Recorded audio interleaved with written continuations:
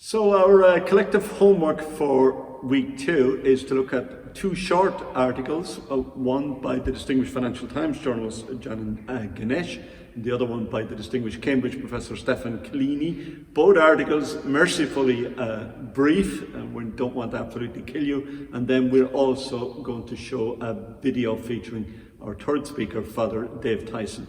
The Ganesh piece, which is in the Financial Times, the Bible of the capitalist world, as it's sometimes called, really talks about what kind of values are we infusing into young people today in the workplace. That idea that you really have to work hard, study hard, constantly achieve, drive yourself, and whether or not that actually is both inspirational in one level, but also has a big downside, because what happens if you fail, if you tell people that they work hard and do all these things, that they will achieve great things, what happens when it doesn't work out like that? And are we actually making our young people sick these days by just putting too much pressure on them? 60% of American college students now report having issues with mental health. Now that can range from a very mild, normal things that we're all anxious about to very severe problems. But what is it that what responsibility has the university to produce people who are not going to be prone to that level of anxiety and are not going to strive so hard in their lives that they don't really enjoy their lives anymore? And I think Ganesh's article is really short, sharp and pungent on that topic. Stefan Collini, for many years, is recognised as a distinguished expert on the history of education, and he is very interested in Newman, always goes back to him really in terms of defining what way a university should function. And he has been a strong critic of the monetization, if I might put it that way, of the United Kingdom's education system at university level.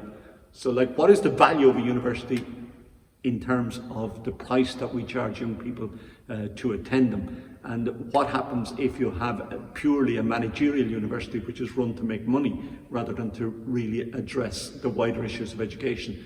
And Collini's article is about that from the distinguished British newspaper, The Guardian. And then our third speaker, which in a sense follows over from Stefan Collini, will be Dave Tyson. David Tyson has had great success helping universities come to understand what their purpose is and what their vision is, and putting it into practice. David is a managerial, organizational theorist,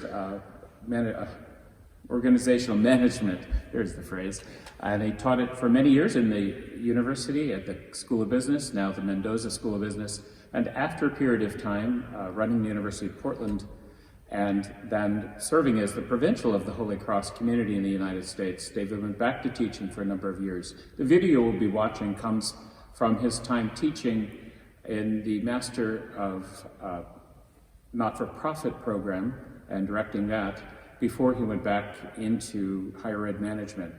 I think the beauty of having someone like David and to hear his presentation is to see that what we're talking about isn't just theory, it isn't just ideals, it is a reality that can be put into practice, and that universities can achieve their aims by hard work, organizational structure, and constantly being attentive to what they say they're trying to do and be.